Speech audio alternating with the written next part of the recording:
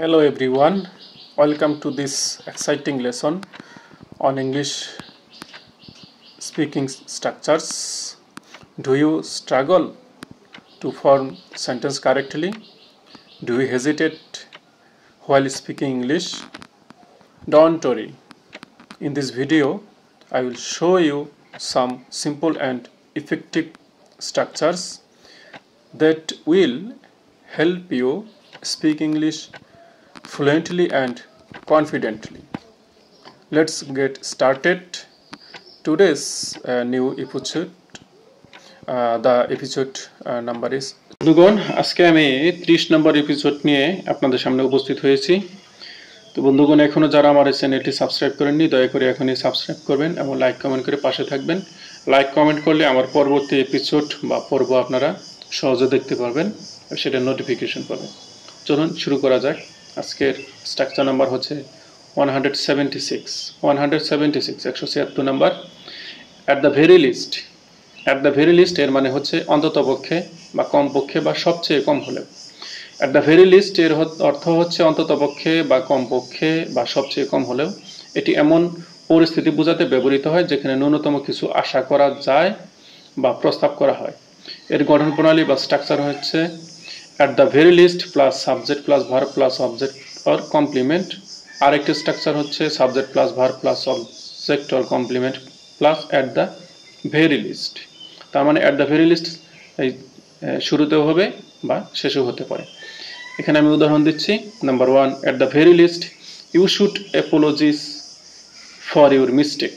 অন্ততপক্ষে তোমার ভুলের জন্য ক্ষমা চাওয়া উচিত। Number 2, you should sleep for 6 hours at the very least। তোমার অন্ততপক্ষে 6 ঘন্টা ঘুমানো উচিত। Number 3, at the very least we need to complete the main part of the project today। অন্ততপক্ষে আমাদের কাজ প্রকল্পের মূল অংশ শেষ করতে হবে।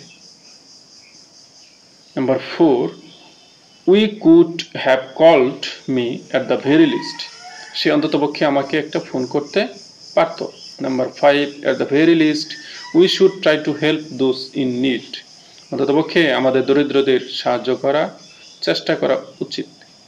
অ্যাট দ্য ভেরি লিস্ট সাধারণত কোনো পরিস্থিতির ন্যূনতম প্রত্যাশা বোঝাতে ব্যবহৃত হয়। অ্যাট লিস্ট এর চেয়ে আরও জোরালো বা শক্তিশালী প্রকাশভঙ্গি। এরপরে স্ট্রাকচার হচ্ছে 177। বন্ধুগণ এখনো যারা আমার এই চ্যানেলটি সাবস্ক্রাইব করেননি দয়া করে এখনই সাবস্ক্রাইব করবেন এবং লাইক কমেন্ট করে পাশে থাকবেন। 177 aside from এর মানে হচ্ছে ছাড়া বা অতিরিক্ত বা ব্যতীত। aside from এর মানে হচ্ছে ছাড়া বা অতিরিক্ত বা ব্যতীত। এটি কোনো কিছু বাদ দেওয়া বোঝাতে বা কোনো অতিরিক্ত বিষয় উল্লেখ করতে ব্যবহৃত হয়। এর স্ট্রাকচার দুইটি। নাম্বার 1 হচ্ছে aside from plus noun or pronoun plus subject plus verb plus object or complement. আরেকটি স্ট্রাকচার হচ্ছে subject plus verb plus object or complement plus aside from plus noun or pronoun. এখানে আমি 5টি উদাহরণ দিচ্ছি। Number 1, aside from English he can also speak French। ইংরেজি ছাড়া সে ফ্রেঞ্চও বলতে পারে। Number 2, we have no complaints aside from the slow service। ধীরগতির সার্ভিস ছাড়া আমাদের কোনো অভিযোগ নেই। Number 3, aside from studying she also enjoys painting। পড়াশোনা ছাড়াও সে আঁকতে ভালোবাসে। Number 4, the trip was amazing aside from the bad weather।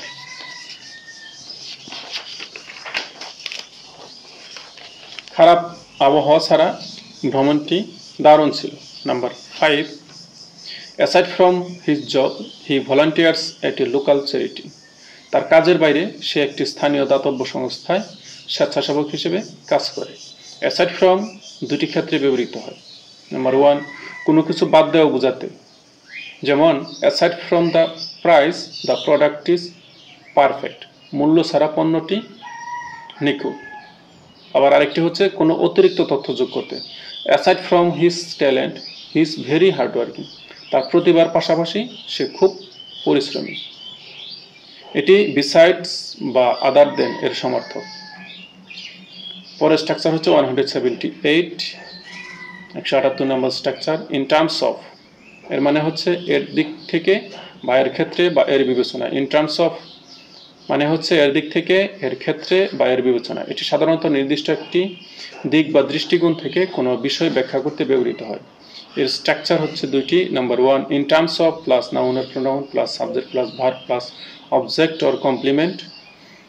আরেকটি স্ট্রাকচার হচ্ছে subject plus verb plus object or complement plus in terms of plus noun or pronoun. এখানে 5টি উদাহরণ দিচ্ছি আমি। Number 1, in terms of price, this phone is quite affordable. দামের দিক থেকে এই ফোনটি বেশ সস্তা। Number 2, she is very talented in terms of music. সঙ্গীতের ক্ষেত্রে সে খুব প্রতিভাবান। Number 3, the project is successful in terms of quality and efficiency. গুণগত মান ও দক্ষতার দিক থেকে প্রকল্পটি সফল হয়েছে। Number 4, in terms of customer satisfaction hour company ranks highest. গ্রাহক সন্তুষ্টির দিক থেকে আমাদের কোম্পানির অবস্থান সর্বোচ্চ। Number 5, the country is improving in terms of education and health care. শিক্ষা ও স্বাস্থ্য সেবার ক্ষেত্রে দেশটি উন্নতি করেছে। ইন টার্মস অফ সাধারণত তুলনা বা নির্দিষ্ট দৃষ্টিকোণ থেকে বিষয় ব্যাখ্যা করতে ব্যবহৃত হয়। এটি রিগার্ডিং বা উইথ রেসপেক্ট টু বা ফ্রম দ্য প্রসপেক্টিভ অফ এর সমার্থক শব্দ। তো বন্ধুগণ, আর মাত্র 2টি স্ট্রাকচার রয়েছে। যারা এখন আমার চ্যানেলটি সাবস্ক্রাইব করেনি দয়া করে এখনই সাবস্ক্রাইব করবেন। এরপরে স্ট্রাকচার হচ্ছে 179, বাই দ্য টাইম। এর মানে হচ্ছে এর মধ্যে, যখন বা ততক্ষণে। বাই দ্য টাইম মানে হচ্ছে এর মধ্যে, যখন বা ততক্ষণে। এটি সাধারণত দুটি ঘটনার মধ্যে সময়গত সম্পর্ক বোঝাতে ব্যবহৃত হয়, যেখানে একটি ঘটনা শেষ হওয়ার আগেই বা নির্দিষ্ট সময়ের মধ্যে আরেকটি ঘটনা ঘটে। এর স্ট্রাকচার হচ্ছে by the time plus subject plus verb, এখানে পাস্ট বা প্রেজেন্ট দুটি হতে পারে, প্লাস সাবজেক্ট প্লাস ভার্ব, এখানে পাস্ট, ফিউচার বা প্রেজেন্ট হতে পারে। এটি অতীত, বর্তমান বা ভবিষ্যৎকাল বোঝাতে ব্যবহার করা হতে পারে। আমি এখানেও 5টি উদাহরণ দিচ্ছি। Number 1, by the time I arrived the meeting had already started. আমি পৌঁছার আগেই মিটিং শুরু হয়ে গিয়েছিল। Number 2, by the time she finish her work it will be midnight. সে তার কাজ শেষ করার সময় তখন রাত হয়ে যাবে। Number 3, by the time we got to the station the train had left. আমরা স্টেশনে পৌঁছার আগেই ট্রেন চলে গিয়েছিল। Number 4, by the time you realise your mistake you might be too late. তুমি তোমার ভুল বুঝতে পারার সময় তখন হয়তো দেরি হয়ে যাবে। Number 5, by the time he woke up everyone had already gone. সে জেগে ওঠার আগে সবাই চলে গিয়েছিল। বাই দ্য টাইম সাধারণত দুটি ঘটনার মধ্যকার সময়গত পার্থক্য বোঝাতে ব্যবহৃত হয়। এটি হোয়েন বা বিফোরের কাছাকাছি অর্থ বহন করে, তবে বাই দ্য টাইম একটি নির্দিষ্ট সময়সীমার ধারণা দেয়। বন্ধুগণ, আরেকটি স্ট্রাকচার রয়েছে। আজকের মতো প্রায় শেষ করব। তো বন্ধুগণ, এখনও যারা আমার চ্যানেলটি সাবস্ক্রাইব করেনি দয়া করে এখনই সাবস্ক্রাইব করবেন, লাইক কমেন্ট করে পাশে থাকবেন। 180, 180 number structure, as opposed to. As opposed to এর মানে হচ্ছে এর বিপরীতে বা এর পরিবর্তে বা তুলনায়। অ্যাজ অপোজড টু মানে হচ্ছে এর বিপরীতে বা পরিবর্তে বা তুলনায়। এটি দুটি জিনিসের মধ্যে পার্থক্য বোঝাতে ব্যবহৃত হয়। এর গঠন প্রণালী বা স্ট্রাকচার হচ্ছে as opposed to plus noun or pronoun plus subject plus verb plus object or complement. আর একটি স্ট্রাকচার হচ্ছে subject plus verb plus object or complement plus as opposed to plus noun or pronoun. এখানে আমি 5টি উদাহরণ দিচ্ছি। Number 1, he prefers coffee as opposed to tea. সে চার পরিবর্তে কফি পছন্দ করে। Number 2, as opposed to working from here he enjoys working in the office. বাসা থেকে কাজ করার বিপরীতে সে অফিসে কাজ করতে পছন্দ করে। Number 3, this phone is affordable as opposed to the previous model. আগের মডেলের তুলনায় এই ফোনটি সস্তা। Number 4, as opposed to what you think I actually like the new design. তুমি যা ভাবো তার বিপরীতে আমি আসলে নতুন ডিজাইনটি পছন্দ করি।